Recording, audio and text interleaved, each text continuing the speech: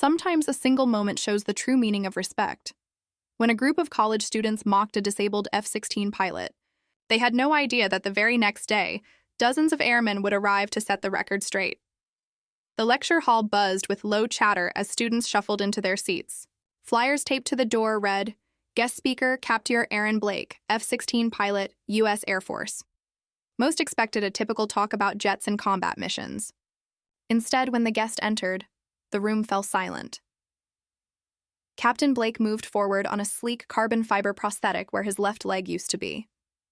His uniform was pressed, medals gleaming under the stage lights. He smiled anyway, a calm, steady smile that said he'd been through far worse than a curious crowd of college kids. "Good morning," he said, gripping the podium.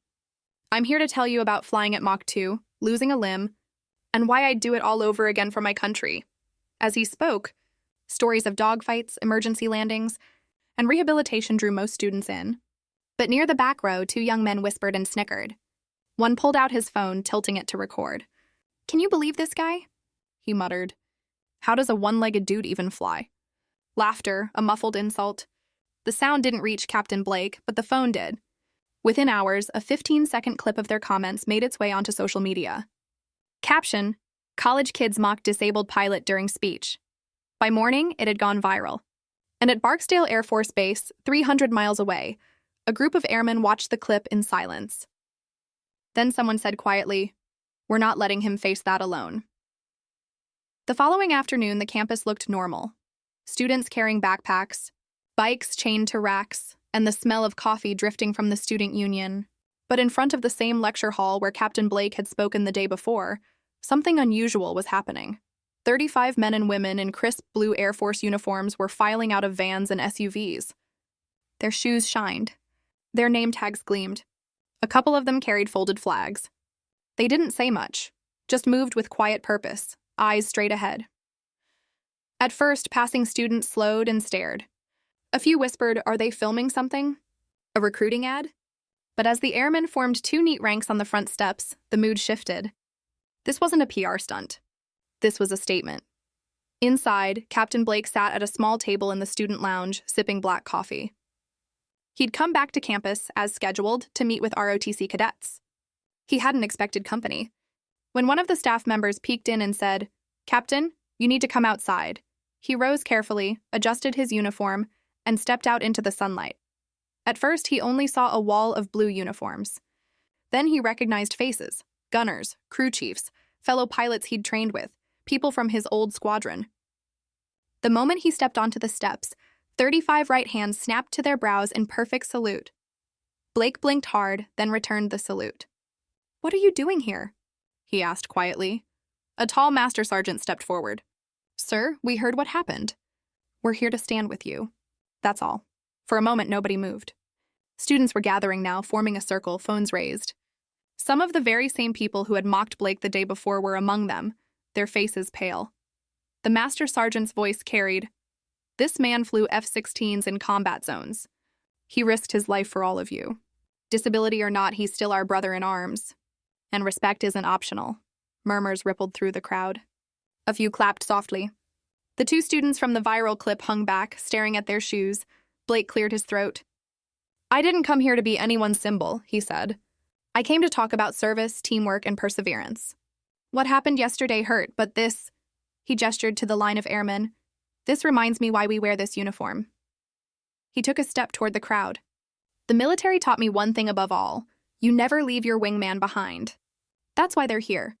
And maybe it's something we can all practice, standing up for people instead of tearing them down."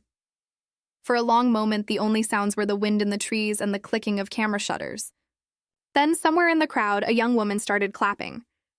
Others joined in until the applause echoed across the courtyard. The two students who had mocked Blake finally stepped forward. Their faces were red. One of them spoke in a trembling voice. "Captain Blake, we're sorry. We didn't understand. It was stupid. We're sorry." Blake looked at them, then nodded. "Apology accepted. But make sure your actions from here on out match your words." The master sergeant shifted and raised his voice again. "We're not here to shame anyone. We're here to show what respect looks like.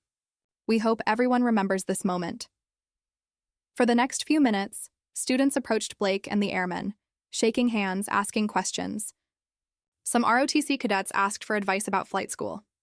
Others simply said thank you. By the time the airmen turned to leave, the mood on campus had transformed. It wasn't about a viral video anymore. It was about a living lesson in integrity and courage. As the vans pulled away, Blake stayed on the steps, watching the uniforms disappear down the avenue. He felt something settle in his chest, not pride exactly, but a quiet relief. He had come alone to tell his story. He was leaving with a reminder that he wasn't alone at all. Later that evening, photos of the moment flooded social media. 35 airmen saluting a one-legged pilot on the steps of a college campus. Headlines framed it as a powerful stand against disrespect. Comments poured in from veterans, students, and strangers alike. But Captain Blake didn't read most of them. He was already packing for his next speech at another campus, another room full of young faces. Maybe this time, he thought, they'd be listening a little harder. News of the dramatic salute at Brookfield University didn't fade overnight. By the next morning, hashtags like #HardStandWithBlake and #FriendRespectOurVets were trending. Photos of 35 airmen lined up on the steps had been shared hundreds of thousands of times. National networks replayed the footage on morning shows. Even commentators who rarely agreed on anything called it a powerful lesson in respect. For Captain Blake, the sudden fame was both strange and humbling. He hadn't asked for the airmen to come. He hadn't wanted revenge. But he couldn't deny how deeply it moved him to see the uniformed ranks standing in his defense. "It's not about me," he told a reporter. "It's about the values we try to live every day. Loyalty, service, and respect."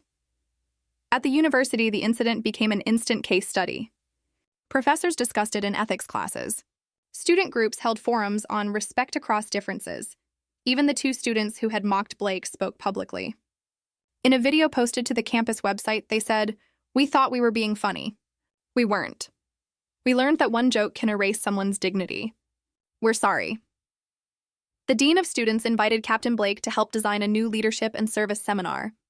"If our students can hear from someone who's lived through real adversity," she said, "maybe it'll stick." Blake agreed on the condition that it would be open to everyone, not just ROTC cadets. A few weeks later, Blake returned to campus, this time not as a guest lecturer, but as a co-facilitator of the new program. When he entered the auditorium, students stood and applauded. The energy was different now. Not celebrity-style hype, but genuine respect. He started the seminar with a simple slide. Courage plus humility, leadership.